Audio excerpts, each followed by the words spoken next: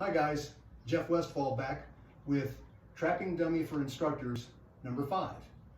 And today we're finishing up JKD set 4, so it's going to be JKD 4.4. The first technique that will be newly introduced here is called a pak loi da, or a split entry. And that means I'm slapping, that's pak. Loi means inside, so I'm between his arms with my strike. This could be a punch, it could be a finger jab. And da means I'm hitting. So that's pak loi da. Generally when I do this, I like to extend my hand out over the arm to the side a little bit more. It feels more like a real split entry to me, rather than staying precisely between the arms and potentially jamming my fingers and sucking my elbows back and in. It doesn't feel real to me. So I go 1. Now from there we're going to do a disengage. And this particular disengage is from the shoulder, and terminology here is jiao sao, which means running hand. So this big disengage, jiao sao, is meant usually to hit with a palm or to grab. But in this case, we're simulating that it is blocked. So the opponent's arm it gets in the way. So I purposely keep my head over on this side and let this run into his arm. Now, I can do many things from here. This is a classic sequence in dummy training. In this particular case, what I'm going to do is I'm going to do an arm swing. Now, right now, I've got both my opponent's arms, and I'm a little bit to my left, to his right. So he may be making some sort of adjustment for that. So what I do is I arm swing, which puts me over on the other outside line. Think of 3 lines. Outside his right arm, between his arms, outside his left arm. Well, I start with this position. I'm outside his right arm, and as I arm swing, I go to outside his left arm.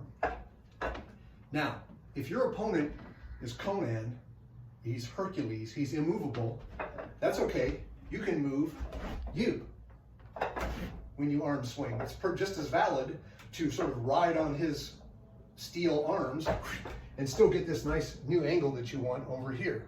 Or if he's on the other end of the spectrum and it's easy to move his arms, which is hard to do with the dummy because the dummy doesn't move, then you can simply arm swing and move him and open up a new line. So an arm swing can look like this, or you can be traveling as you arm swing, or somewhere in between. So again, we've got the split, the jiao, arm swing. As I'm finishing my arm swing, I'm going to execute an example of what in Wing Chun they call lin sil da, which means simultaneously defending and attacking. So what's happening is my arm is going to slide up his arm, stealing the center line from him, deflecting his arm, and striking. And so that will look like this from your angle, or like this. You'll see my arm sliding up and striking. So as I do split, jiao, arm swing, towards the end of my arm swing, as the angle opens up, I execute the sliding leverage. Then I lay my arm across and do what we did last time, lan sao. I lay the forearm across and I strike. That sets me up for the other side. And you'll see that as I demonstrate the whole 4.4 sequence. The next and final little segment starts the same way, with pak loi da and a jiao sao running into the arm. That part is all the same. Then I execute a double jut sao, a double squeezing in, dropping my weight, which, depending on what the opponent's doing, might either collapse his arms, or if he keeps his arms well connected, it might bring his head forward. And you've got things you can do with either of those 2 things. When the opponent is really rigid, and you do a strong double jut sao, it leaves him vulnerable to being uprooted with a technique called tak sao. And tak sao, you see this classically in movies when you see the dummy depicted, and a lot of people do it badly. They go up like this. That's not a good tak sao, in my opinion. The angle needs to be diagonal. So I hit and kind of deflect a little bit. With a human partner, what happens is you feel your arms being pulled down and you resist. You show him how strong your double biceps curl is, and then all of a sudden you feel hands under your elbows lifting you and uprooting you and sending you flying.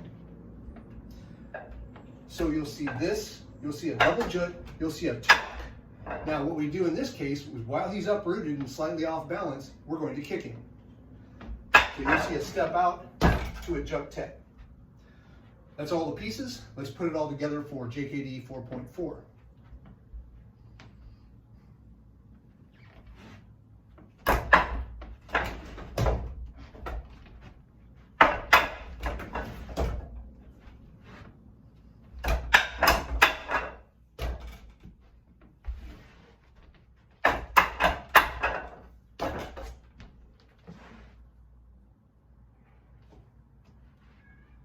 And that finishes up our treatment of JKD set number 4.